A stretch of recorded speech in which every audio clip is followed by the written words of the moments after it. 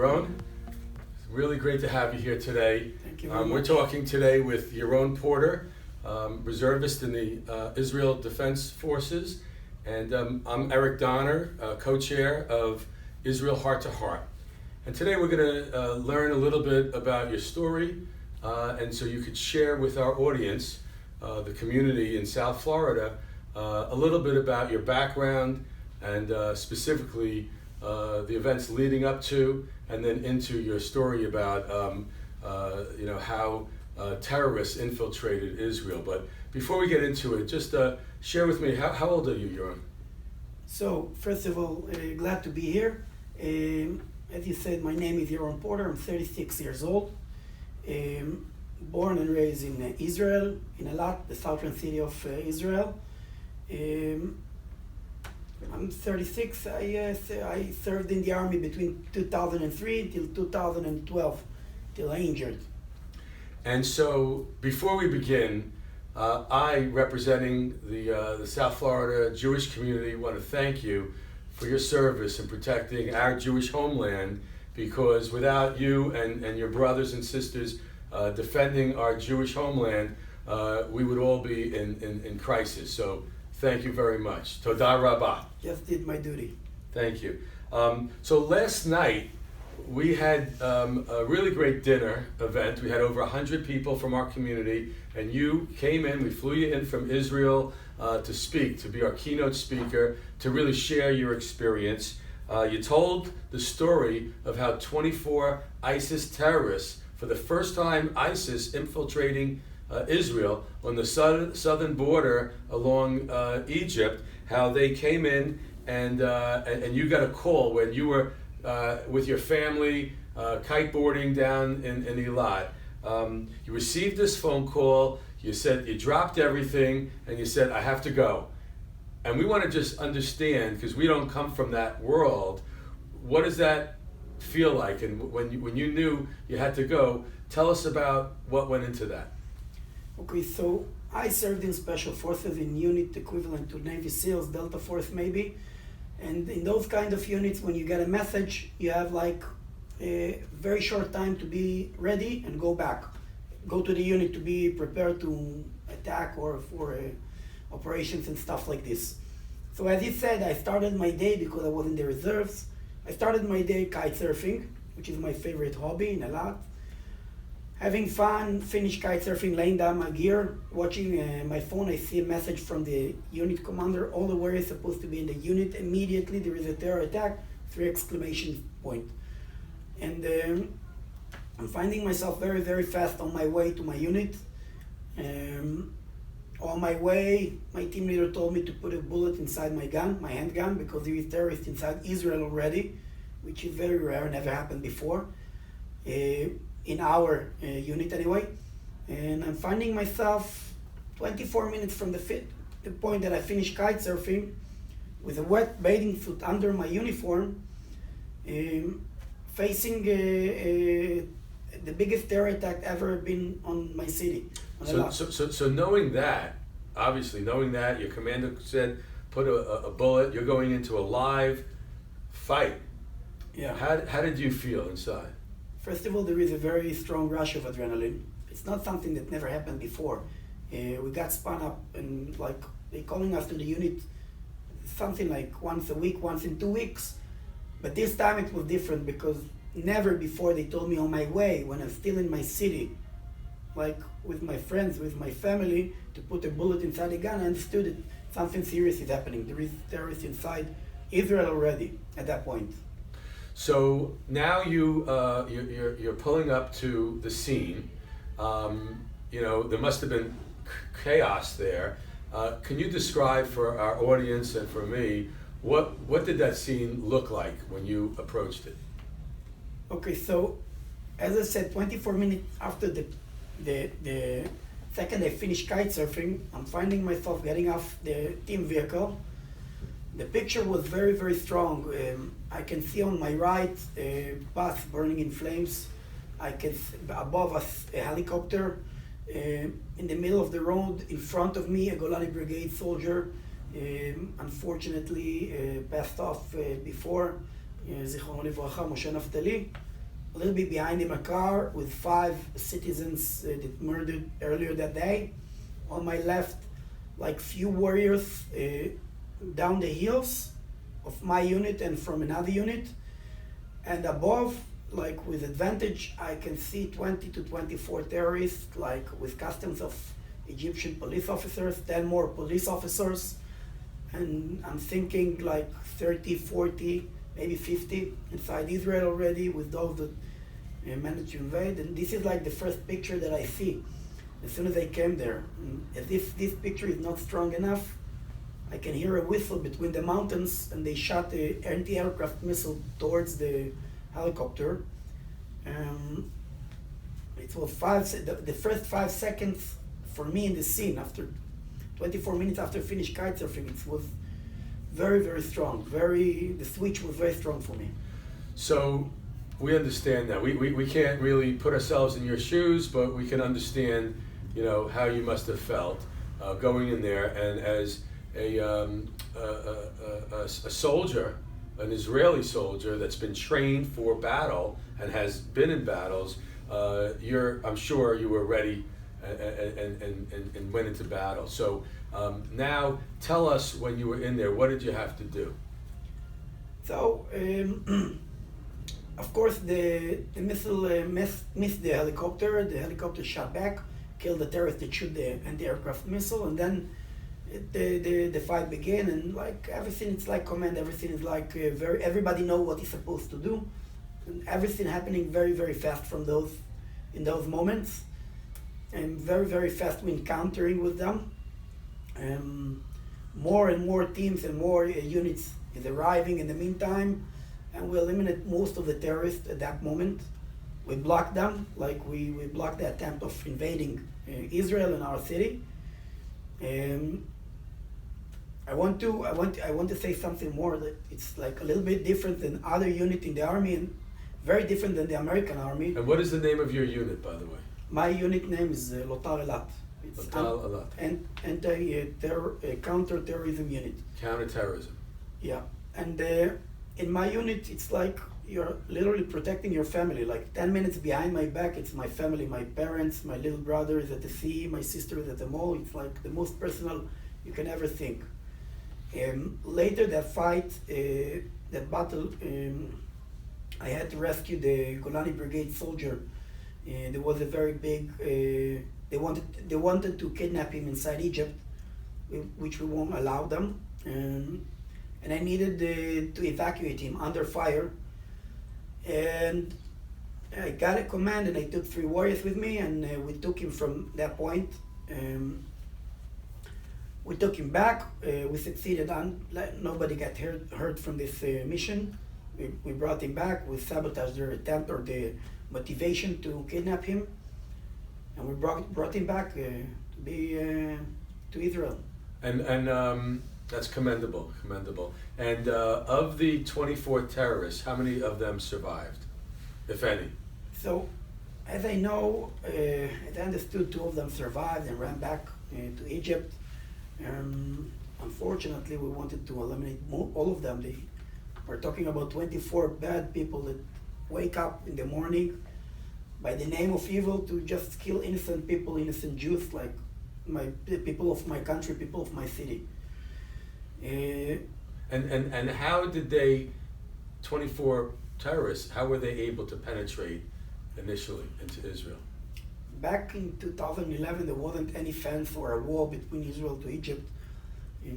Again, very important to say, it's not Egypt. It's like ISIS. It's an independence organization that do it by itself.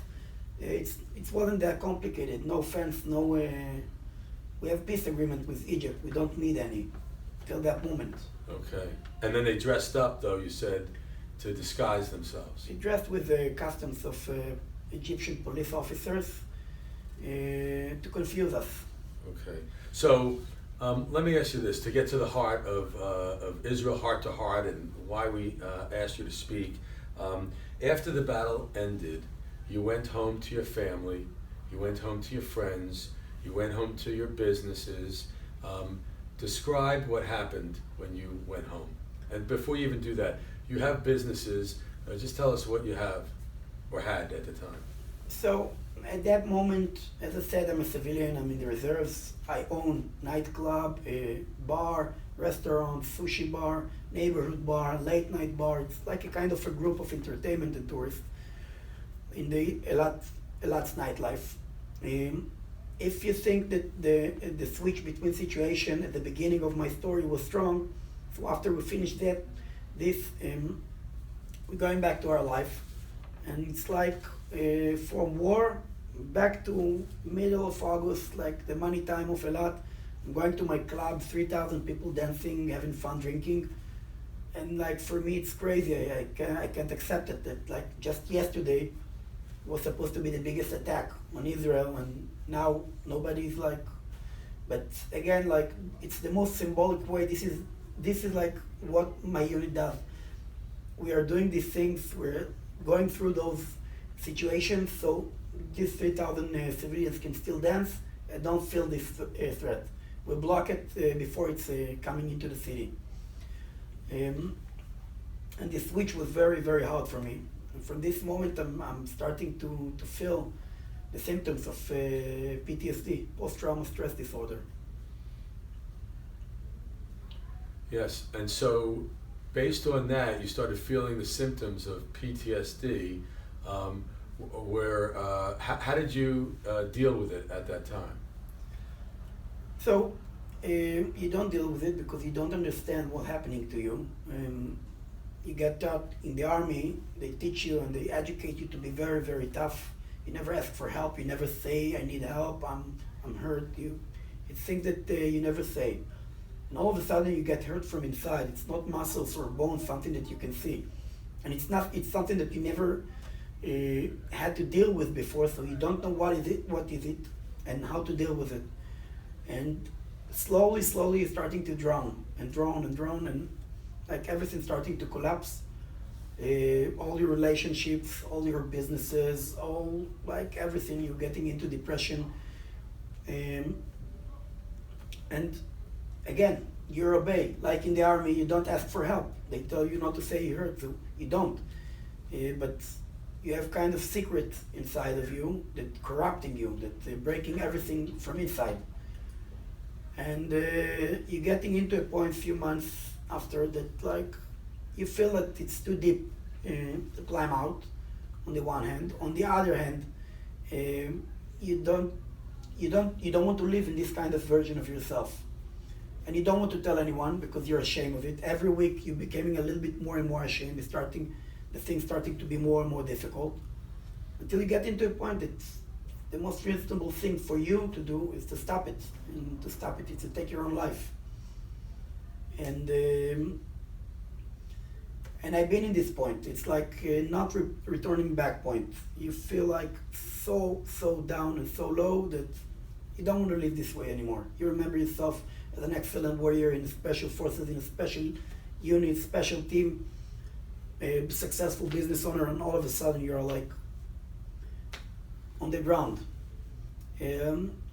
So basically, without a hand to reach you and to help you, you will commit suicide, or worse, you run to abroad and do it there, or. So it sounds like, and so this is where you are right now in your story, is where Israel Heart to Heart starts, because we want to help soldiers with PTSD, and just where you're, before they even get to that stage, the brink, and just having a helping hand, would that have helped, having somebody there to talk to? So in my story, I started to build myself all over again.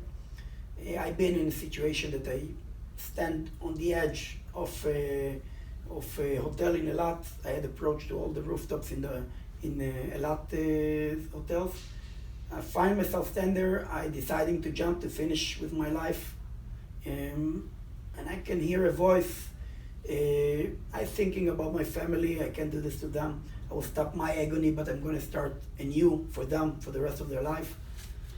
And I can hear my first commander in my first team in my unit shouting at me that we never stop, we never survive.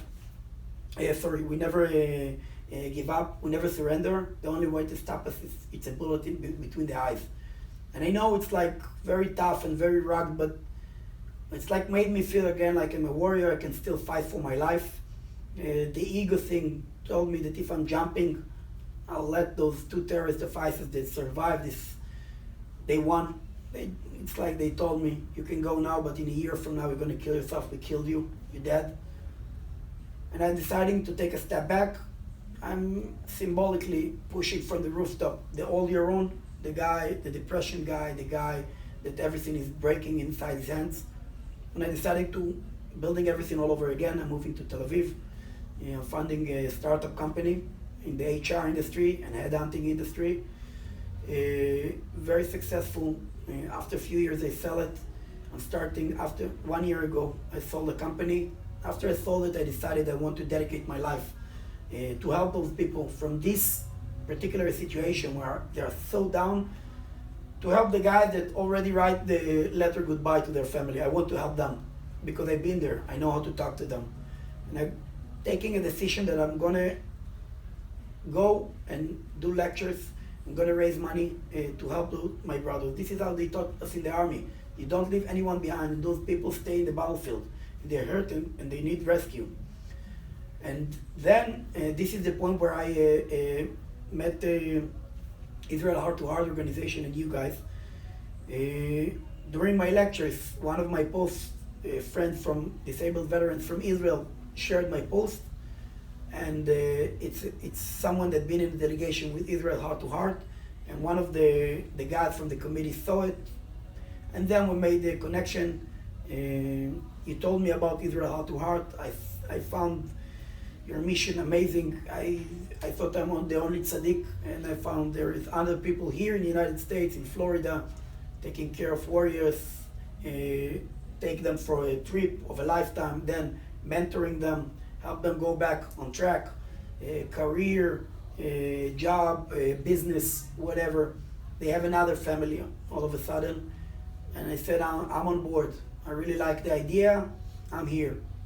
So I want to talk about that in a minute, but I want to just go back because you know the pain that you must have experienced for yourself to be on a building, and you had shared with me a real pivotal point in your you know the depths when you were really down, and that pivotal point had to do with your little brother. Yeah. And you know, if you could share with us just what that was, and what was that pivotal point, and what made it turn around. So the turning point. My little brother was the first to see that I'm suffering from PTSD.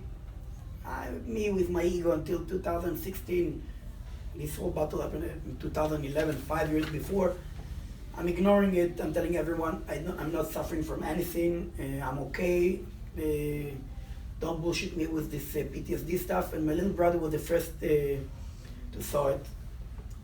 And I told my brother all the time, I'm not suffering from anything. Everything is okay. The turning point was my little brother was served in the special forces. He was an officer as well. He had a night off every week. So he used to come to my apartment in Tel Aviv. Back then I moved to Tel Aviv. And I had two mechanisms how to survive. Although I have this PTSD, I know something wrong. I don't want to admit, but I'm building like kind of mechanism to live under it. It's like a big dark cloud above you. So my mechanism was to get rid of the anger issues, because my PTSD is anger issues and nightmares. To get rid of the anger issues, I used to go wakeboarding at Lake TLV, at the cable, every day for 1.5 hours, very aggressive. I let go of my anger. This way, I'm not angry anymore. At the evening, I'm a little bit more tired, easier for me to fall asleep. When I fell asleep, I sleep a little bit more deep, but still I wake up from nightmares. The other mechanism is a big screen TV, 65-inch, in my room, and I go to sleep with the lights on and with a TV show. And then when I wake up like 6, 7, 8 times a night from a nightmare, I wake up, I see my TV, I understand I'm in my room in Tel Aviv, in Israel. I'm not captured, I'm not in a basement. I'm not anything in war in my tent or something else. So this is my two mechanisms. My little brother had a night off. He came to sleep at my place in Tel Aviv, and he heard the TV is working from my room. Now, out of goodwill, he wanted to close my TV because he knows his big brother has problem with his sleeping. So he enters my room, he's closing the TV, and what I saw, and I say saw and not dream, because it felt like real, I saw terrorists. And in my head, the context was, it's one of the two terrorists that survived from the terror attack. He came to revenge the death of his friends. He managed to find my address. He entered my apartment. He's inside my room, and I can see him clearly, the same like in this terror attack. He's opening his Velcro in his vest. He's taking off a grenade. He's taking off the pin, throw it on the ground. I can hear the pin jumping on the ground. He throw the grenade at me. The grenade is on my chest. I can feel the weight of it. I understand I'm going to explode any second now, and then the terrorist leaving my room. I'm jumping from my bed, running after him, running inside my house in the corridor. I see the terrorist. I'm catching him with my hands. I'm starting to choke him. And I choke him real hard, not like practice that I wait that he will tap out. I'm choking a terrorist to eliminate him. There is a terrorist inside my apartment. And during this choke, when I hear him choke, I hear my little brother's voice from this terrorist. Yaron, it's me, your little brother. And I take a step back, and then everything was blurry. I started to see, and I see my little brother in a IDF uniform. I guess maybe this is make me think it's a terrorist. I'm not sure. And from all the story that I just told you, from everything that I just said, this was like the lowest point. Like this was the turning point. I understood I have PTSD. I understood I can hurt someone else, and I decided to start taking treatment and start taking care of myself and start to understand that I'm suffering from PTSD and I need help. Wow, that's an incredible, incredible story. And there's a lot of soldiers, U.S. vets, Israeli vets that suffer from PTSD. We are committed at Israel Heart to Heart to helping those soldiers with PTSD. What would they, in your opinion, someone who's lived it, who's gone through it, who's been at the bottom of the barrel and up, what advice do you give to them today? First of all, the advice that I want all the warriors that suffering from PTSD will get from this interview. First of all, you're not alone. First of all, you have me, you have Israel Heart to Heart, there is a few more foundation, there is amazing people that volunteering. You're not alone. This is first of all.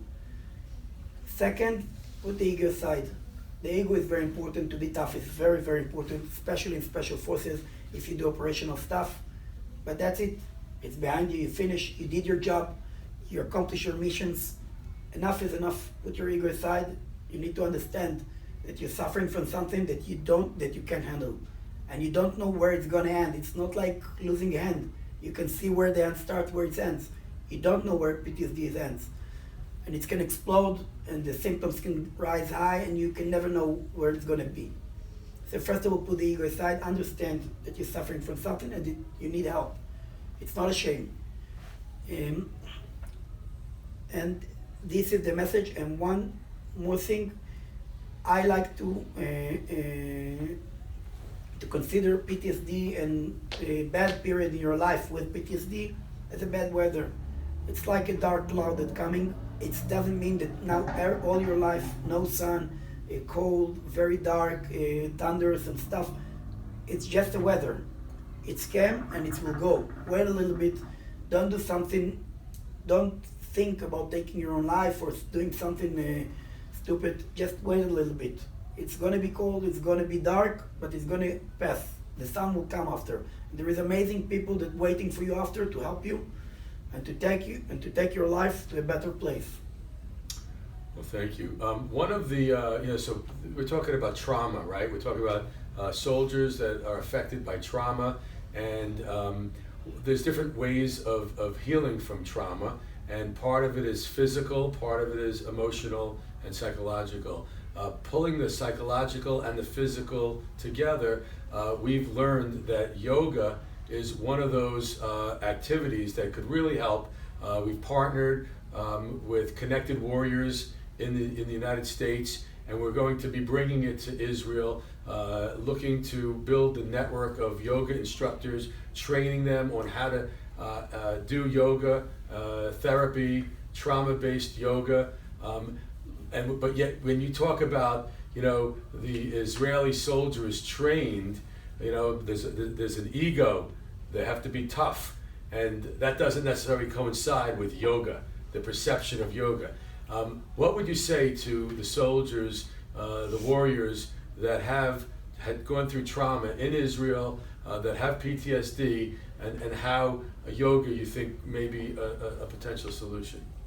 So first of all, it doesn't matter if it's yoga or if it's soccer, if it's kite surfing or wakeboarding or snowboard.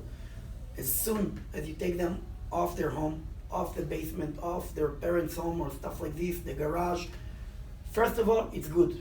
They have all of a sudden a reason why to wake up, why to go 3, 4, 5 times a week, this hour till this hour. It's starting to build them a frame. So first of all, everything like this is amazing. If you do it with warriors, you take them out to socialize with warriors in the yoga. So you can see people from all steps of the rehabilitation. You can see someone 2 years from now, where you're going to be, 4 years, 5, 7 years. And